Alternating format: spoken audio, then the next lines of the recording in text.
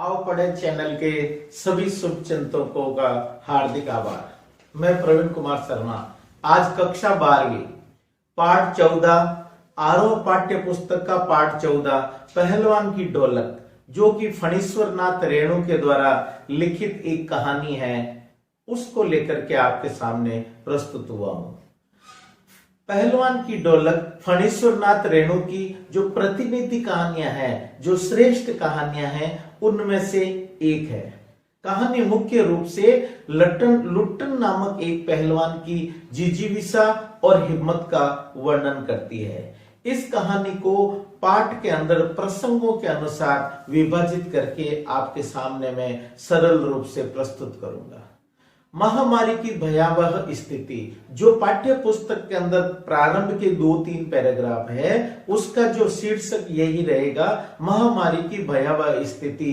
जो हैजा, मलेरिया इत्यादि जो गांव में फैले हुए थे, उनका वर्णन है। गांव में हैजा और मलेरिया पूरी तरह फैला हुआ था। रात का अंधकार और भयानक सन्नाटा, आकाश में तारे चमक रहे थे।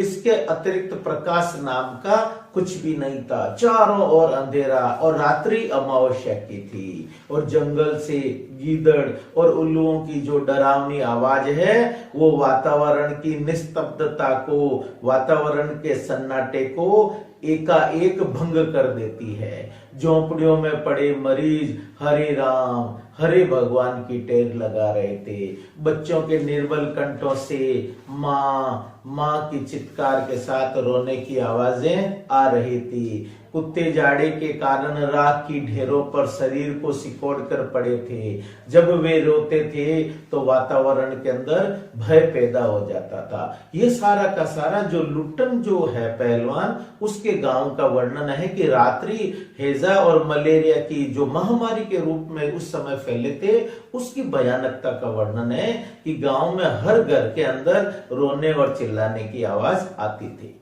अब लुट्टन पहलवान की ढोलक है, ऐसी भयानक स्थिति के अंदर लोगों के अंदर कैसे उत्साह का संचार करती थी, वो आप देखो।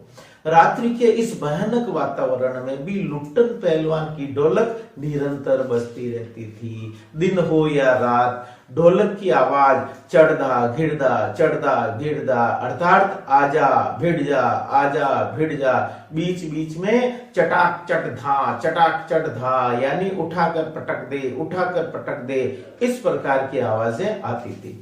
यह आवाज मृतक जैसे गांव में संजीवनी शक्ति भर देती थी। जिले भर के लोग लुट्टन पहलवान के नाम से परिचित थे।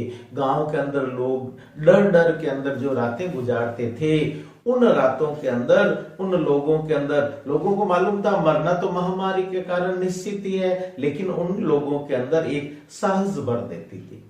अब लुट्टन पहलवान का, ये इस कहानी का मुख्य पात्र है। उस लुट्टन जो पहलवान है, उसका बचपन कैसे बीता था, पहलवान कैसे बना था, और ढोलक ने उसको किस प्रकार से एक गुरु का समान शिक्षा दी थी, इसका वर्णन है। लुट्टन की शादी बचपन में ही हो गई थी। जब वह 9 वर्ष का था, तब माता पिता की मृत्यु भी हो गई और उसका लालन पालन उसकी सासू माँ ने किया था। बचपन में वह गाय चराता, दारोष्ण दूध पीता, मतलब जो पशु है उसकी धार को सीधा मुंह में रखते हुए दूध पीता था, और कसरत करता था। ग्रामीण वातावरण के अंदर पला बढ़ा, और गांव वालों से सास को मिली तकलीफों का बदला लेने के लिए, गांव वाले इसकी सासू माँ को तंग करते थे, तो सासू माँ ने उनसे बदला लेने के लिए उस आशा से लुट्टन को पहलवान बना दिया। अब वह कुश्ती लड़ने लग गया था। अब कुश्ती लड़ते लड़ते एक श्यामनगर का जो दंगल है, श्यामनगर जगह है, वहां पर क्या हुआ, पंजाब में, वहां पर कुश्ती का आयोजन होता था। वहां पर लुट्टन चला गया था कुश्ती को देखने के लिए। एक बार लुट्टन श्यामनगर में होने वाले कुश्ती के दंगल को देखने गया। दंगल में पंजाब से अपने गुरु पहलवान बादल सिंह के साथ में चांद सिंह का नामक एक पहलवान आया। ये इस कहानी के छोटे छोटे प्रसंग है। कहानी में आपसे पूछ सकते हैं कि गांव के अंदर हैजा और मलेरिया की कैसी स्थिति थी, जो दंगल हुआ था वो कहाँ हुआ था, और पंजाब के अंदर अपने गुरु के साथ में कौन पहलवान आया था। बादल सिंह आया था चांद सिंह के साथ में। उसने अपनी उम्र के सभी पहलवानों को पछाड़ करके शेर के बच्चे की उपाधि प्राप्त कर ली थी और चांद सिंह से भिड़ने की हिम्मत किसी भी पहलवान में नहीं थी। वह अजीब किलकारी बढ़ता हुआ अखाड़े में लंगोट घुमाकर अपने अपराजित होने की घोषणा करता था। आपने देखा होगा WWE के अंदर यूं चिल्ला चिल्ला के करते हैं ना विजेता होने की घोषणा, उसी प्रकार से श्यामनगर के राजा चांद सिंह को अपने दरबार में रखने की सोच ही रहे थे। पहले राजा महाराजा होते थे, वो कई पहलवानों को अपने राज दरबार के अंदर रखते थे। उसके बारे में सोच ही रहे थे कि लुट्टन ने चांद सिंह को चुनौती दे दी। बोलो आप, लुट्टन ने चांद सिंह जैसे, जिसने की श्यामनगर के अंदर एकदम शेर के बच्चे की उपाधि प्राप्त की थी, उसको चुनौती दे दी। दर्शकों ने लुट्टन को पागल समझा। कुश्ती प्रारंभ होते ही चांद सिंह बाज की तरह उस पर टूट पड़ा।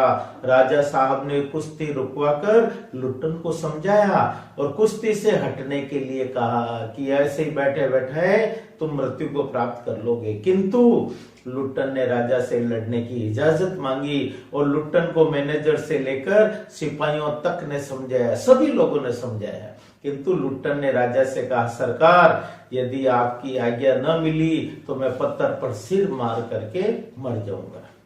भीड़ में अधीरता थी। पंजाबी पहलवानों का समूह लुट्टन को गाली दे रहा था, अपशब्द बोल रहा था। चांद सिंह खड़ा विजेता हुए मुस्कुरा रहा था। कुछ लोग लुट्टन को लड़ने की अनुमति देना चाहते थे। विवश राजा ने अनुमति दे दी।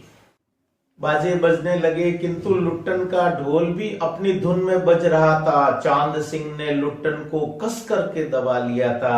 वह गर्दन पर कोहनी डालकर चित करने की कोशिश कर रहा था।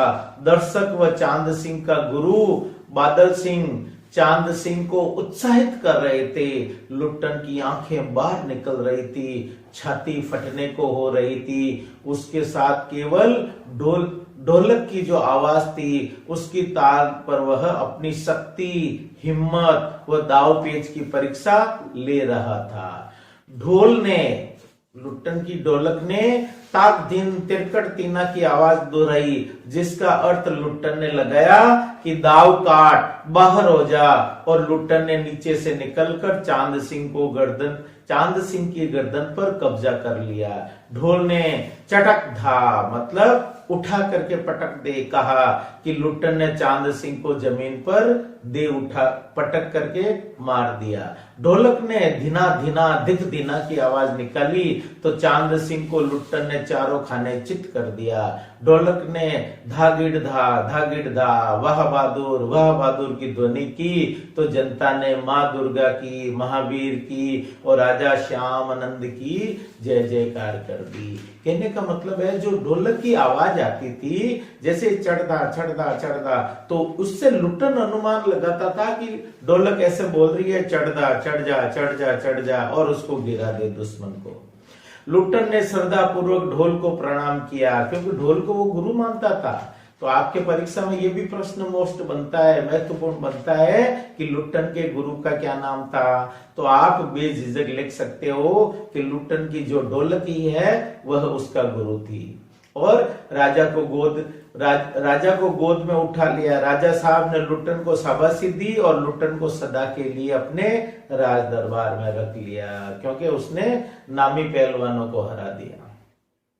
पंजाबी पहलवान चांद सिंह के आंसू पहुंच रहे थे और दूसरी ओर राज पंडित व क्षत्रिय मैनेजर दबी जबान से उसकी नियुक्ति का विरोध कर रहे थे कि इसको राज दरबार में मत रखो। उनका तर्क था कि लुट्टन क्षत्रिय नहीं है और क्षत्रिय होते हैं वही राज दरबार में रह सकते हैं। राजा ने तर्कों को खारिज कर दिया और लुट्टन के लिए सारी व्यवस्था कर दी, दरबारी पहलवान घोषित कर दिया। लुट्टन ने भी कुछ ही दिनों में सभी पहलवान को आसमान दिखा दिया, जिनमें काला खान नाम का प्रसिद्ध पहलवान भी था। अब राज दरबार में उसके शांति पूर्वक खाना पीना, एक्सरसाइज करना, एक के दुक्के कोई और पहलवान होते थे उनको पराजित करना, इस तरह से उसने 15 वर्ष निकाले। क्षेत्र के सभी पहलवान लुट्टन से हार चुके थे, अतः अब लुट्टन दर्शनीय जीव बन गया था। सारे के सारे लोग उसको देखने के लिए आते थे। ऐसे को तो पहलवान बचे नहीं जो उसको हरा सके। वह मेलों में घुटनों तक लंबा चोगा पहने अस्त व्यस्त पगड़ी बांधकर मतवाले हाथी की तरह घूमता और चलता था। हलवाई के आग्रह पर वह 2 सेर रसगुल्ले भी खा लेता था। डाइट भी बड़ी अच्छी थी। 8-10 पान एक बार में ही मुंह में ठूस लेता था। वह बच्चों जैसे शौक करता, जैसे आंखों पर रंगीन अब्रखा का चश्मा, हाथ में खिलौने, मुख से पीतल की सीटी बजाता और हंसता हुआ लौटता। ये सारे के सारे जैसे बच्चों में होते हैं, एक्टिविटीज होते हैं, बच्चों में जो गतिविधियां मेले को लेकर के होती थी, लुट्टन भी ऐसा ही करता था। दंगल में उससे कोई लड़ने की हिम्मत नहीं करता था। यदि कोई लड़ना चाहता तो राजा साहब अनुमति नहीं देते थे। इस प्रकार 15 वर्ष बीत गए। उधर पहलवान की सास और पत्नी दोनों मर चुके थे और लुट्टन के 2 पुत्र थे, दोनों ही पहलवान। लड़कों को देखकर लोग कहते, वाह, बाप से भी बढ़कर निकलेंगे। दोनों ही लड़के राज दरबार के भावी पहलवान घोषित हो चुके थे। राज दरबार में भी उनको रख लिया था। तीनों का भरण पोषण दरबार से हो रहा था। लुट्टन ने लड़कों से कहा कि मेरा गुरु कोई आदमी नहीं, ये ढोल है, अतः अखाड़े में उतरने से पहले ढोल को प्रणाम करना। और उसने लड़कों को भी पहलवानी के गुर सिखा दिए थे। दोनों बच्चों को उन्होंने पहलवानी के गुर सिखा दिए। अब राजा की, जिस राजा ने उनको राज दरबार में रखा था, उस राजा की अचानक मृत्यु हो गई। राजा का स्वर्गवास हो गया और नए राजकुमार ने विलायत से लौटकर राजकाज अपने हाथों में ले लिया। राजकुमार ने प्रशासन को चुस्त और दुरुस्त, कोई भी नया आदमी आता तो अपने अनुकूल सारी कार्य प्रणाली करता है, तो उसने प्रशासन को चुस्त दुरुस्त करने की दृष्टि से तीनों पहलवान की छुट्टी कर दी कि ये अनावश्यक खर्चे हैं, आप अपने घर पे रहें। अतः तीनों बाप बेटे ढोल कंधे पर रखकर अपने गांव लौट आए। गांव वाले किसानों ने इनके लिए एक झोपड़ी बना करके रख दी, जहां ये गांव के नौजवानों और ग्वालों को कुश्ती सिखाने लगे। खाने पीने के खर्च की जिम्मेदारी गांव वालों ने ले ली थी, किंतु गांव वालों की व्यवस्था भी ज्यादा दिनों तक नहीं चली। अतः अब लुट्टन के पास सिखाने के लिए अपने दोनों पुत्र ही थे। राज दरबार में रहते हुए उनको सुख सुविधा और खान पान उनका ज्यादा हो गया था, तो गांव वाले भी उनका खर्चा नहीं उठा सके थे। अब लुट्टन का जो अंतिम समय है, जो कि इस पाठ का अंतिम चरण भी है, कि अंतिम समय लुट्टन का कैसे निकला, उसको हम देखते हैं। गांव पर भयानक संकट आया। पहले सूखा पड़ा जिसमें अन्न की कमी हो गई, और फिर मलेरिया और हैजे का आक्रमण हुआ। जैसे अभी आपने देखा होगा कोरोना महामारी के कारण कैसे लोग ग्रसित थे, वैसे ही पहले मलेरिया और हैजे को भी महामारी के रूप में माना जाता था।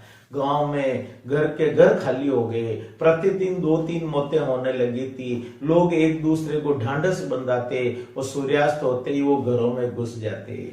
सब चुप रहते। ऐसे में केवल पहलवान की ढोलक ही बजती थी और गांव के अर्धमृत औषधि उपचार पत्ते विहीन प्राणियों में ढोलक की आवाज एक संजीवनी भर देती थी। सारे गांव के लोग सारे के सारे डरे हुए थे, भयभीत थे कि किस घर से कौन सी हैजे और मलेरिया के कारण लाश निकल पाए। तो ऐसे में वो जो पहलवान की ढोलक है उनमें हिम्मत भर देती थी। ऐसी स्थिति में एक दिन पहलवान के दोनों बेटे भी चल बसे उसी महामारी में। एक लंबी सांस लेकर लुट्टन ने कहा, दोनों बहादुर गिर पड़े हैं। उस दिन लुट्टन ने राजा साहब द्वारा दी गई रेशमी जांघिया पहनी और शरीर में मिट्टी मलकर कसरत की, और फिर दोनों पुत्रों को कंधे पर लादकर नदी में बहा आया। इस घटना से गांव वालों की हिम्मत टूट गई। 4-5 दिन बाद जब एक दिन रात को ढोलक की आवाज नहीं आई, ढोलक नहीं बोली, तब प्रातः जाकर शिष्यों ने देखा कि पहलवान की लाश चित पड़ी है, फर्श पर पड़ी है।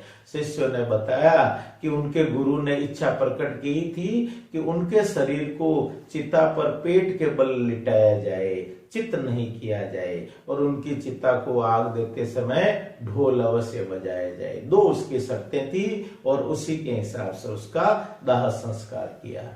इस प्रकार से आपने देखा होगा फणीश्वर नाथ रेणु इनके द्वारा रचित यह पहलवान की ढोलक पाठ का सार है।